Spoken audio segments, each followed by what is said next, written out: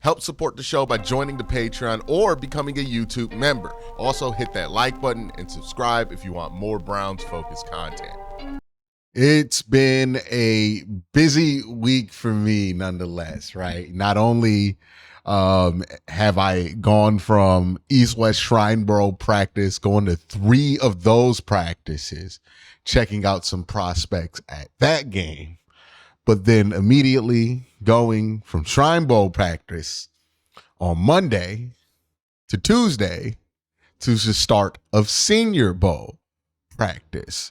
So prospects galore. On top of it, I'm dealing with the Browns head coaching search, which will end one day, eventually, right? Maybe by the time you see this video, the coaching search has ended.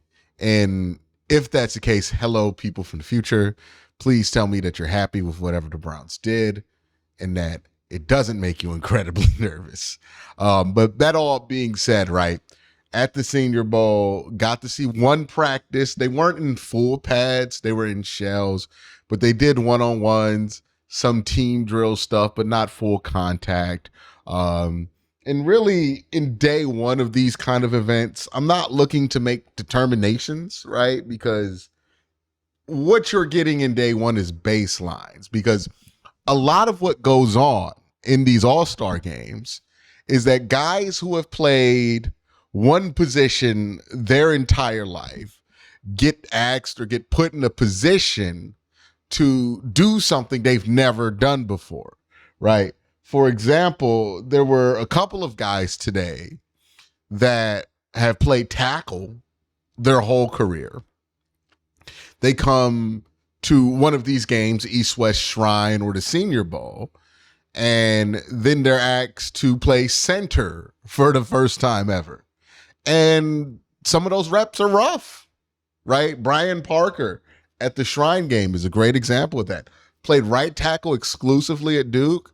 Comes to the Shrine Bowl and struggles mightily at center, but then plays a little guard, and then you remember that he's good.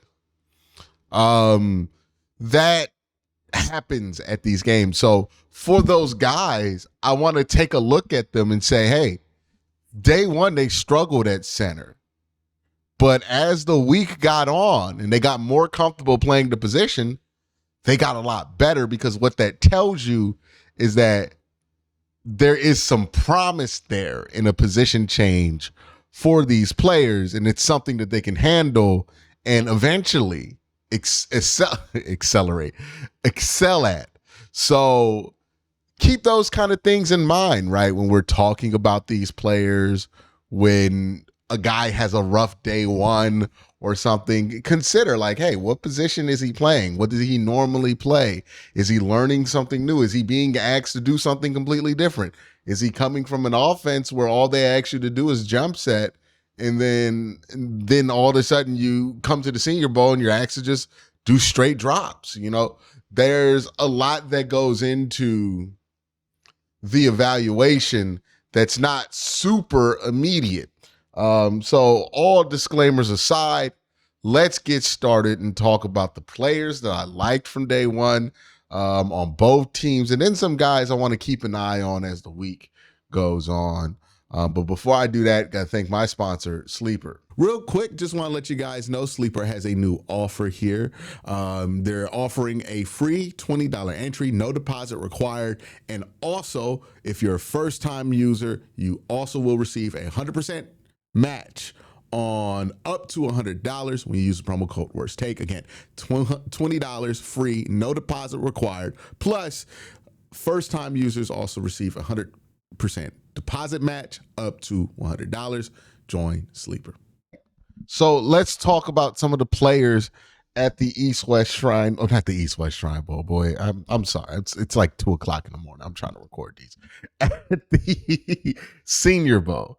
The player who stood out to me the most, and I'm eager to look at some tape after watching him, especially the tape from today in team drills, Jennings Dunker. I thought he looked pretty good.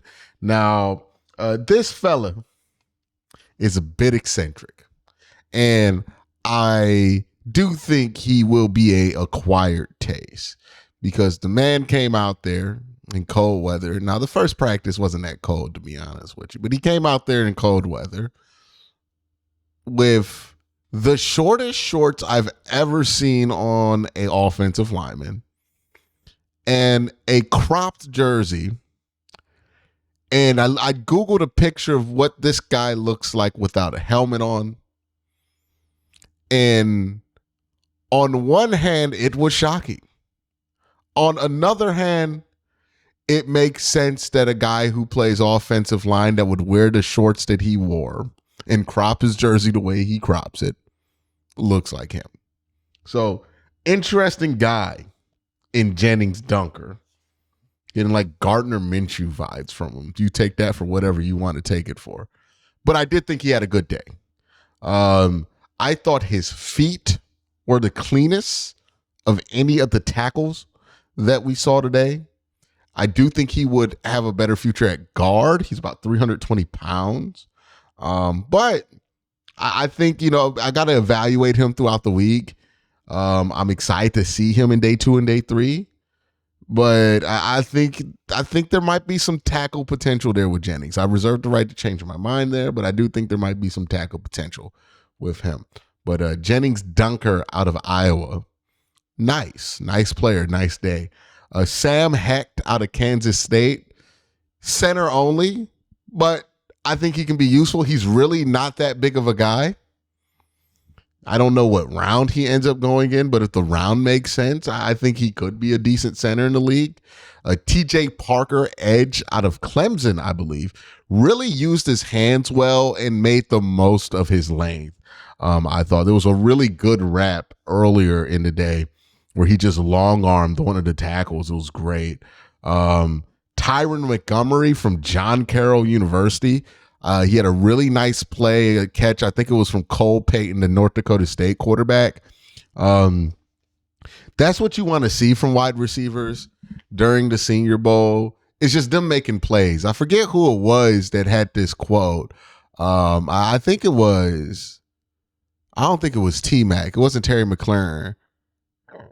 But it was a wide receiver who kind of just survived at the bottom of rosters for a little while. And he was talking about how he approached his Senior Bowl.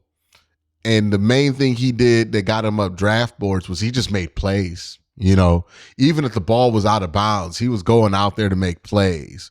And that's what you liked about Tyron today, is that he made a play, right? And that's what you want to see from wide receivers, is you want to see guys just get out there and make some plays at the wide receiver position, because you can't really tell much from the one-on-ones, because one-on-ones, like, is one you're very rarely in a true one-on-one in a game, especially in a situation where you're expected to get a ball. Like, you'll get one-on-ones technically, but a lot of the times, especially like in an offense like the Browns ran last year, a lot of the times you get those opportunities, you're really like just clearing somebody to get space underneath.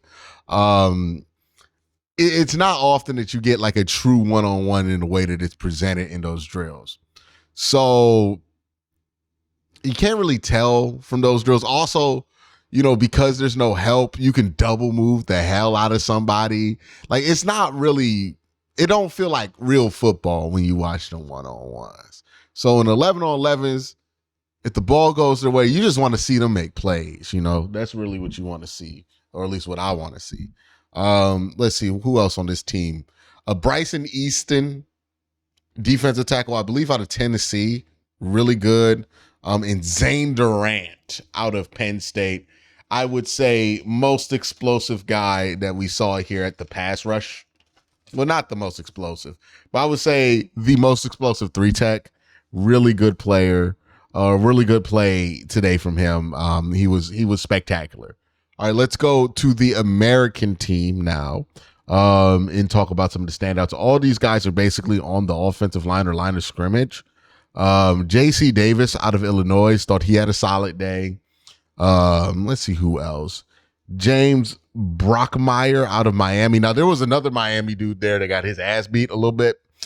Big guy. Ended up on his back a couple of times. Felt bad for him. he did have a good recovery rep later in the day.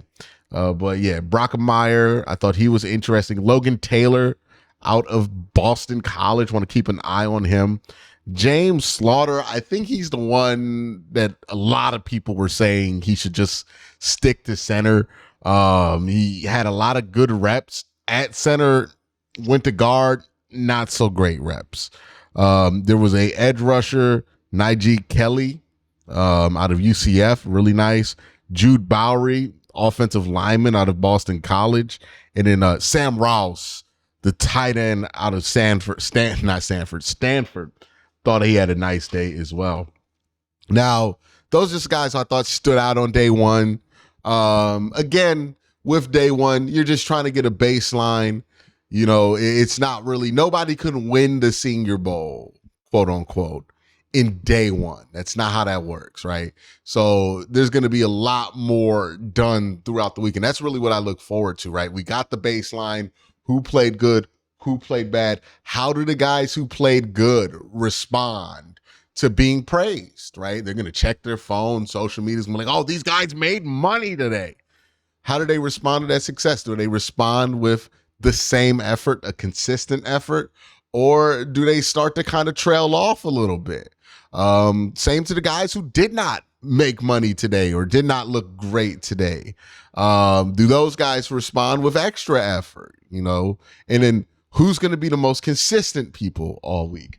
These are the questions you want answered by watching 3 practices here in the Senior Bowl. There are some guys I'm going to throw out there that I'm going to keep an eye on going forward. Kalon Black out of Indiana, what I saw of him today, I thought was pretty impressive. I am a fan of Kalon Black, so, you know, looking forward to see him go through some more drills and stuff. Nick Singleton, didn't really get eyes on him today, but want to get eyes as the week goes on. Jacob Rodriguez, the linebacker out of Texas Tech, want to get eyes on him. Jacoby Lane, same thing. Kalon Rutledge, I didn't really think he stood out. You know, maybe I missed him or maybe I confused him for somebody else, but I didn't think he stood out. Corey Willis, and then that's the offensive lineman from Washington. I thought he had a nice day, but the way he was winning, just sometimes, a lot of times it felt like he just kind of took advantage of a prosperous situation. What I mean by that is like somebody fell during his rep and then he got in front of it. That happened to him more than a couple of times. That's why he's not like in my full-on winner category, but somebody to keep an eye on. Dame Trius Crownover from Texas A&M, I thought he had a nice day as well. But again, a similar situation where I'm not sure if he was good or if the guys who went against him were just having their worst reps of the day. Well, not the worst reps of the day, we're just having their worst luck of the day when they saw him, because it looked like it at times. But that's my thoughts about the Pro Bowl, the Senior Bowl. I guess let me know if you want me to make a whole Pro Bowl video about this Shedeur Sanders thing, because I think it's just funny, you know. But I'm sure people who get to the end of this video are gonna have an opinion about it. But you know, let me know if you want me to talk about that more. If that's the case, I'll make a video. But y'all have a great day. Have an even better night. Peace.